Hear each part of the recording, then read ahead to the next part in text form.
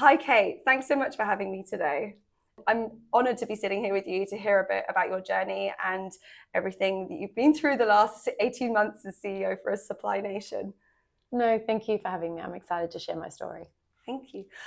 To start with, what is really exciting, I think, for our viewers is to hear about what Supply Nation does first before we go down the career journey of yours. Absolutely.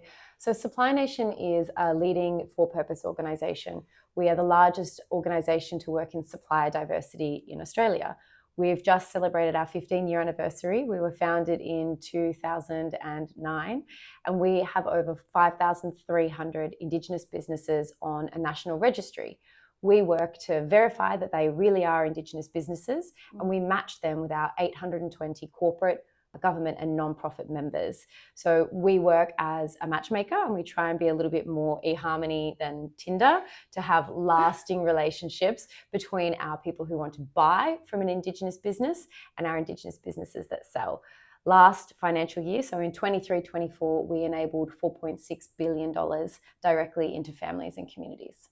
That's incredible. I just saw those stats reading the report the other day, celebrating over 5,000 verified Indigenous businesses. And yeah, that's a really incredible figure to have achieved in a 15-year period. Congratulations. Thank you. What do you love about working here? What, gets you up out of bed every day and excites you to come to the office? Look, there's a couple of things. As an Aboriginal woman, getting to work for and with my community is particularly powerful. That's been the constant in my career journey, is a focus on culture, both Indigenous culture and organisational culture. They're the two things that I'm probably most passionate about. Working in an organisation or a role that lets me walk between those two worlds. So in a space of a week, I might be out on country, visiting a supplier, getting embedded in a community, often in something like a tent. But then I can spend the end of the week in a high-rise down in Barangaroo. So I get to flex all parts of my identity and have a real diversity in the work that I do. For me, I work at a fast pace. I like to keep things interesting. And I think, like many nonprofits, you get to roll up your sleeves and do anything. You have to be a generalist, whether you like it or not. You get involved and you get pulled in so many different directions. That's a challenge. And for me, it keeps it interesting and helps me keep inspired every day. Yeah, amazing, fantastic. And we're going to hear about your last 18 months. You said you like to keep busy, and you have been nothing but that. So will we dive into some of those really amazing recent successes? I'd love to learn about your story. How did you get to where you are today? Where did you start? How did that journey begin for you? And what were the different steps along the way that helped you take those next steps into a leadership role? Look, my first job outside of school, I was actually a cadet for the Department of Foreign Affairs and Trade. And I'm not ashamed to say I was the worst employee you could imagine, because I had no idea what I was doing, like most 18-year-olds. And I didn't necessarily have anyone in my family that could tell me what that sort of career path looked like. Yeah. But I was very fortunate to have some very patient and passionate bosses and mentors who, cut me some slack and who took me on that journey and gave me chances when maybe I didn't really necessarily deserve them. So starting in foreign affairs and trade, I then, as many people do when they're 21, I ran away to Spain for a few years to study an undergraduate degree over there because I'd been lucky enough to get a scholarship. I stayed in Spain for 4 years, did my MBA while I was there, and ran my own business while working for the Spanish government. It all got a bit too hard as I hit my late 20s in terms of being away from home. It'd been 4.5 years by that point. I needed to come home and get back connected with my family and my community, and started my journey in the non-profit space. Again, working for a series of Indigenous organisations, often focused on employment or education, before I went into state government, where I wanted a little bit more of a diversity in my career. So I was managing the diversity and culture program for a large state government department. It was also nice to work somewhere that had more budget. I love nonprofits, but quite often they're run on the smell of an oily rag. And I think at that point in my career, I thought that the budgetary restraints was preventing me from making as much impact as I could. I was in government for quite some time while I had my family. I started doing board roles as well, which was an exciting opportunity to really understand a different side of business. And it was actually while I was on maternity leave from my most recent baby that I got a phone call saying, would you be interested in applying for the Supply Nation CEO? And of course, I almost fell off my chair and laughed and said, I have a 6-month-old baby and I work part-time. Like, are you sure you're calling the right person? And I remember the person who called me said, we understand that you work part-time and we want to be a modern organization and we would support you if you were the successful candidate to do that. That blew me away. Yeah. I had been, I hadn't gone through I'd been rejected from recruitment processes of much less senior roles because I'd asked to work a 90% work week.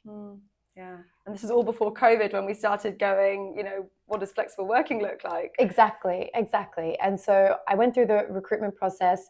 By that time, my daughter was over 1 and I thought, no, I'm going to come back full time. And I definitely don't regret that. But to me, it stood out as a moment and made me want to work in this organization if they were willing to consider a CEO working part-time with a small family.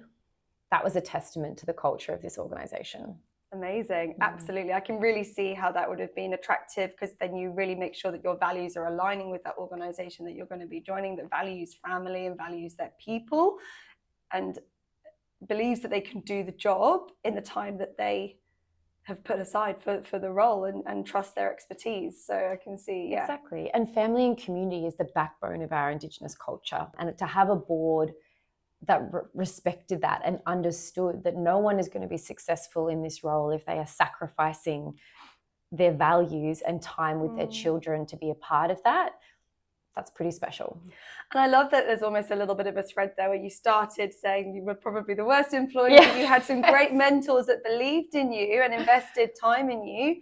And similarly, again, you had a board going, we're going to invest in you, we're going to invest time in you because you've got the capability to do these roles, like even from the very beginning to the most recent appointment. And I think that's why I feel an obligation to pay it forward. Again, it's my affinity for the non-profit space or even any role that allows to give back, because I've been the beneficiary of scholarships, I've been the beneficiary of work programs, I've been the beneficiary of flexibility, formally and informally, and those mentors. So to work in an organization that creates opportunities, we get to do that operationally every day through the work of Supply Nation, but it's also something I want to do in my organization. I've got people on my leadership team that are working flexibly because of their family arrangements or because they want to write a book. I don't think it really matters, but I want to pay it forward and make sure other people have the same opportunities professionally and personally that I had.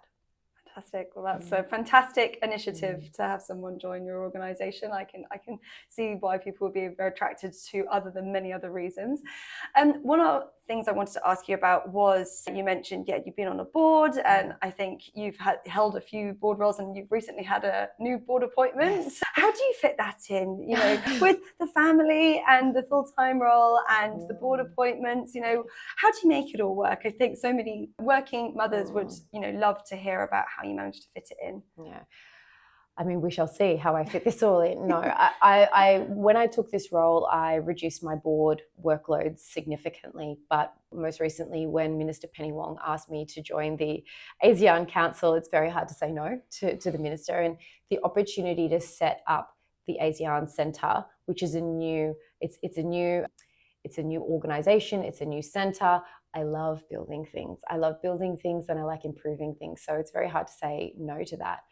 I am fortunate that I have a great partner who also manages, we flex in, flex out, and on a daily basis, it's really, what do you need? What do I need? How can we step in? So I'm fortunate for that. We also have a grandparent that helps.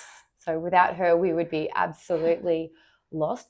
But I think it's about finding the flexibility and the patterns that work for you. For me, I try and finish around 4:30 every day, so I can go and I can spend time with my children because they're still so small. They're asleep by 7 o'clock. But that just means that I log on and I do my emails in the evening. That's not going to work for everyone, but for me, that's a way of working that allows me to feel good at home and feel good at work. And I would encourage any of my staff to do the same. If you need to start early, finish early, great, or vice versa. I would want Supply Nation to be able to meet people where they are in life. And again, if that's because you're caring for somebody, fine. But if it's also if you just enjoy work-life balance and you want to go for the beach to 2 hours every Friday morning to go surfing, I don't think there needs to be a reason or a justification to find that balance. Absolutely. And of course, we were talking about it before we started this conversation about one of the many things that the not-profit sector can do to attract people to work for their organisation, because they're not often able to match the salaries of the corporate sector. So what are those extra benefits that you can offer? Flexible working within hours that suit you and your family life. And I think obviously it's very vital and here to stay, hopefully, moving forward. Fingers crossed. In terms of, I guess, what makes a great Supply Nation employee, who are the types of people that you look for to join your fantastic team? Well, obviously, as an Aboriginal organisation, we particularly are always on the lookout for high quality Indigenous candidates. At the moment, we're sitting around 40% Indigenous employment, and that was only 10% when I started a year ago. So it's been a concerted effort to build our Indigenous workforce at all levels of the organisation. So we have 50% Indigenous leadership, both from the senior leadership team all the way down. Same with gender. That's been very important to me to set those targets and to meet them. As a values-based organisation, we want people who have an alignment with what we do. We are about empowerment, economic empowerment for Indigenous peoples. So that's going to be the first test to say, well, what do you understand? We don't expect everyone to be an advocate. We don't expect everyone to understand everything about Indigenous culture, but there has to be an interest and a passion for the work that we do. But we have people who work from sales, people who work in accounts, where we're about 60 FTE all up now. So there's, in terms of skill sets, it's pretty broad. We've also been focusing on building our geographic spread, so finding high quality talent in every state and territory except Tasmania. But that's been a real focus for us to make sure that we have the skills for today and for tomorrow, and that we are representing the national supplier base that we have. We need to have people who are in different states and territories with diverse skills but are aligned to our values. Amazing. So excellent talent, obviously preference to making sure that there is fair diversity and inclusion representation in the organisation, of course for Aboriginal people and Torres Strait Islanders, and working around the country as well. So it's kind of, very open for someone to want to, inquire and see if they could be a good fit, which is awesome. And in terms of, the team that you have supporting you, great CEOs have great leadership teams as well. How has that journey been over the last 18 months in terms of sort of getting that core solidified? Well, I was fortunate enough to sort of have a remit of change. When I came in, the board and the organisation were ready and willing for me to change things up. So all of my leadership team, except for one, are all recent hires. So they've been here, some of them have been here for less than a year. I love building things, as I said. So being able to make that change. We also had a quite small leadership team. Historically, it was a COO and a CEO.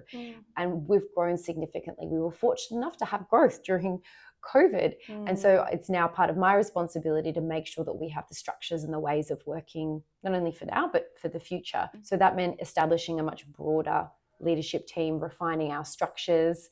And it's been great to go on that journey and see how many people want to work with Supply Nation. It's flattering that being around for 15 years, we do have strong brand recognition, we have a strong reputation, and more, I think people want to work somewhere that they feel good about it. They want to they want to see the impact of what they're doing, and that's something that the nonprofit space can provide. Like the stats I said earlier, the people who are working here, they were contributed to that $4.6 billion. There are tens of thousands of Indigenous people that have been employed because of Indigenous entrepreneurs, and we can take just a small little bit of credit for that. Yeah, absolutely. I think that's very much it, seeing the tangible results and seeing that impact happening in real time. And of course, there are some nonprofits where you do have to wait a bit longer, but those statistics were really, really commendable. So well done to you and the team for that. Let's talk about the last 18 months. It's been wild. You've, like you said, come into a CEO role, 2 small children, you've traveled the world, you've been to the White House, you've been through a referendum, you've been on boards, you've left boards. It's been a really exciting, I'd imagine, but non-stop journey for the last 18 months. Can you pick out anything that's a real highlight from that? Oh, that's like asking me to pick a favorite child. Look, going to the White House and having lunch with Kamala this time last year was a very unexpected event and a highlight, especially, seeing what's happened in that space in the last few weeks. For me to be representing not only my organization, but to some extent my people and my country in one of the highest buildings of authority in the world was an absolute privilege. And to have a conversation with Anthony Albanese and with Kamala Harris around why Indigenous economic empowerment is the future for our peoples, why the gap is not necessarily closing, but to put forward my belief that through entrepreneurship, we can enhance so many of those statistics that just aren't getting any better. It's hard to top that, but I think the joy of working where I work and doing what we do is there are little moments of joy every day, whether it's seeing a supplier, one of our Indigenous businesses who get a contract, whether it's seeing an Indigenous entrepreneur passing down their business to the next generation. We're seeing now the second generation of entrepreneurs who are inheriting not only businesses, but the skills and aspirations of their parents. Yeah. When I was growing up, owning your own business was not something that was talked about. And I think that's true of many Indigenous families. It's not something that was commonplace, but now it is. We've got a number of suppliers who are actually running programs for people at school to teach young Indigenous kids that you can start your own business. There's nothing wrong with going out and getting a job, like so many people do. But it's the next level. It's the aspiration to say that as a young Indigenous person, you can do whatever you want. Yeah. And that having those smiles or those moments every day, that's up there with the White House. That's beautiful. And wonderful to hear that there are those businesses that have thrived that are still continuing to do so and being passed down to the next generation as well. That's a testament to success in itself. What's next for the next year, let's say? What have you got on the cards for Supply Nation? What's exciting that you can share with us?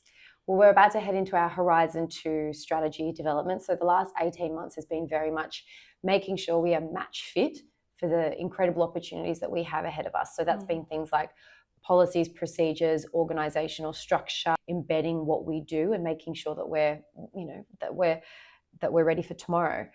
So Horizon 2, we'll start having our strategy sessions with the board and with our team in the next few months to really start taking that next step. Whatever the board and management decide that may be. Yeah. We want to make sure that we are geographically representing and serving our diverse stakeholders. So really focusing on the West Coast and Northern Territory and South Australia, which have not necessarily been areas that have had the right amount of attention.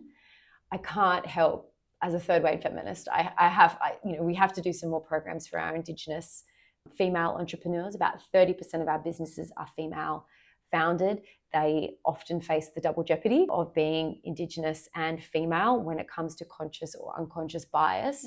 And working with even some of our more advanced or mature businesses, research from Indigenous Business Australia suggests that they don't necessarily have the business support. There's a lot of support being focused on startups and early stage businesses, but as businesses grow, they don't necessarily have access to the mentoring, the capital, or any of those things that would allow them to continue to grow. So I think that's a particular area where Supply Nation can focus. Wow, that's exciting. There's a lot there to do and focus on, and I'm sure you've got the right team behind you now to get there. So I'm really excited to see all of the successes that come in the next year, and I want to say thank you so much for inviting me to chat with you today, to hear about your story.